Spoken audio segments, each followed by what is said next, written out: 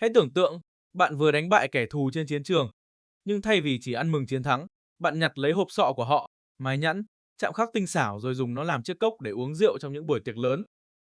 Nghe như một cảnh trong phim kinh dị, phải không? Thế nhưng, điều đáng kinh ngạc là tập tục này đã thực sự tồn tại ở nhiều nơi trên thế giới, từ châu Âu, châu Á cho đến Nam Mỹ. Điều còn bất ngờ hơn là với những người thời đó, đây không hề là hành động man dợ. Ngược lại, nó còn được xem là biểu tượng của chiến thắng, lòng dũng cảm, thậm chí là sự tôn kính dành cho đối thủ. Vậy điều gì đã khiến con người nghĩ ra một phong tục kỳ lạ đến vậy? Ngày nay, chỉ cần nhìn thấy một chiếc đầu lâu cũng đủ khiến nhiều người rùng mình. Nhưng hàng nghìn năm trước, cái chết không phải điều xa lạ. Chiến tranh, săn bắn và bệnh tật luôn hiện diện trong cuộc sống.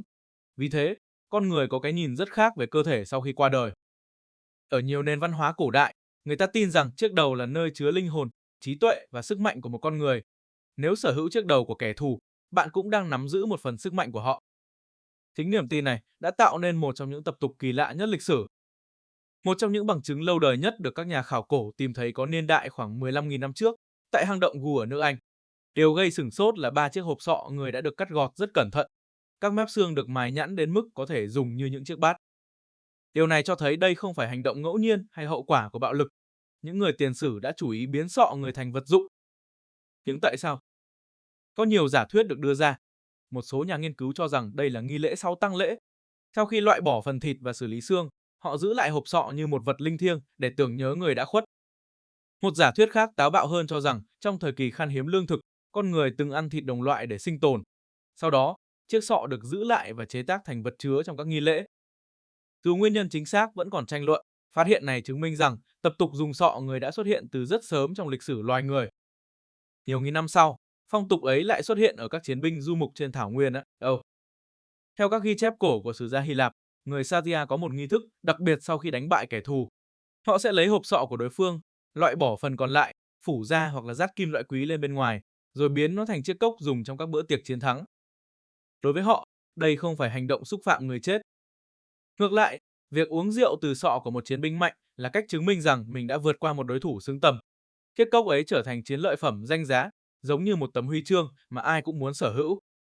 Không chỉ người Scythia, nhiều bộ tộc du mục khác cũng có tập tục tương tự.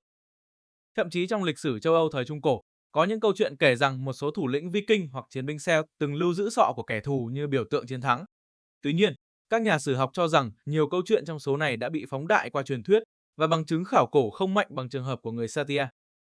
Ở châu Á, những ghi chép về các bộ tộc du mục cũng nhắc đến việc dùng hộp sọ làm vật nghi lễ hoặc đồ uống trong các dịp đặc biệt. Mục đích không đơn thuần là khoe chiến tích, mà còn để khẳng định quyền lực của người đứng đầu bộ tộc. Điều thú vị là không phải chiếc sọ nào cũng được chọn. Thông thường, đó là sọ của một thủ lĩnh, một vị vua hoặc một chiến binh nổi tiếng. Điều đó khiến chiếc cốc mang giá trị biểu tượng rất lớn. Nó giống như cách ngày nay các đội thể thao nâng cao chiếc cúp vô địch, chỉ khác ở chỗ là chiếc cúp của hàng nghìn năm trước được làm từ chính hộp sọ của đối thủ. May mắn là theo thời gian, khi các tôn giáo lớn phát triển và luật pháp ngày càng hoàn thiện, quan niệm về sự tôn trọng người đã khuất cũng thay đổi. Việc sử dụng hài cốt con người làm vật dụng dần biến mất khỏi đời sống thường nhật. Ngày nay, những chiếc cốc sọ người còn sót lại chỉ xuất hiện trong các viện bảo tàng hoặc các cuộc khai quật khảo cổ. Chúng không còn là biểu tượng của chiến thắng, mà trở thành những chứng nhân giúp chúng ta hiểu hơn về cách tổ tiên từng suy nghĩ. Điều đáng kinh ngạc nhất là những gì chúng ta coi là đáng sợ ngày nay lại từng hoàn toàn bình thường trong mắt con người cổ đại. Lịch sử luôn nhắc chúng ta rằng không có chuẩn mực nào là bất biến. Niềm tin, phong tục và cách nhìn về thế giới đều thay đổi theo thời gian. Và biết đâu, hàng nghìn năm sau, con cháu của chúng ta cũng sẽ nhìn lại một số thói quen hiện tại rồi tự hỏi tại sao tổ tiên mình lại từng làm điều kỳ lạ như thế. Nếu bạn thích những câu chuyện lịch sử ít người biết nhưng hoàn toàn có thật, đừng quên theo dõi Linh để cùng khám phá những bí mật thú vị khác của quá khứ.